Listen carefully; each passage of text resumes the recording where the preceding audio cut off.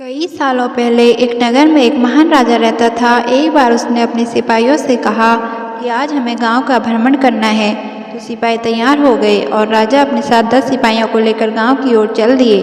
गांव के रास्ते में पहुंचते ही उसने सिपाहियों को रुकने का आदेश दिया। सिपाहियों से कहा कि अब तुम एक बड़ा सा पत्थर गांव के बीच रास्ते में रखना और उस पत्थर के नीचे थैला भी रख देना।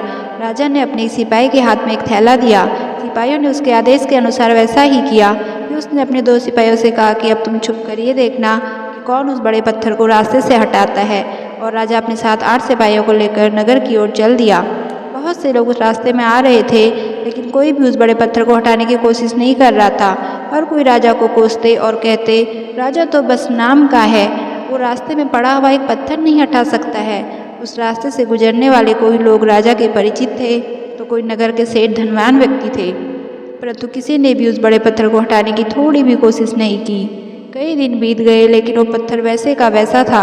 एक दिन एक फेरी वाला उस रास्ते से गांव में कपड़े बेचने को जा रहा था। उसने देखा बड़ा सा पत्थर रास्ते में पड़ा हुआ है और सबको उस पत्थर की वजह से आने जाने में परेशानी हो रही है। वो आगे बढ़ा और उसने उस पत्थर को हटाने की कोशिश की, लेकिन पत्थर नहीं हटा। ऐसा करते करते वो थक गया, पर फिर भी वो कोशिश करता रहा।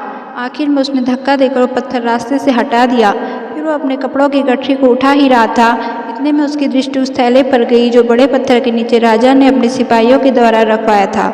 जैसे ही उसने वो थैला खोला तो उसने देखा उसमें एक सोने का हार रखा हुआ था और साथ में एक कागज़ था जिसमें राजा ने लिखा था कि ये सोने का हार उसके लिए है जो इस रास्ते में रखा हुआ बड़ा पत्थर हटाने में सफल होगा। और सोने का हार पाकर वो व्यक्ति बहुत खुश हुआ। दोस्तों, इस कहानी से ये सीख मिलती है कि हम सबकी ज़िंदगी में भी कष्ट आते हैं, लेकिन कोई तो उस कष्ट से बचकर निकल जाते हैं, कोई अपना रास्ता बदल लेते हैं।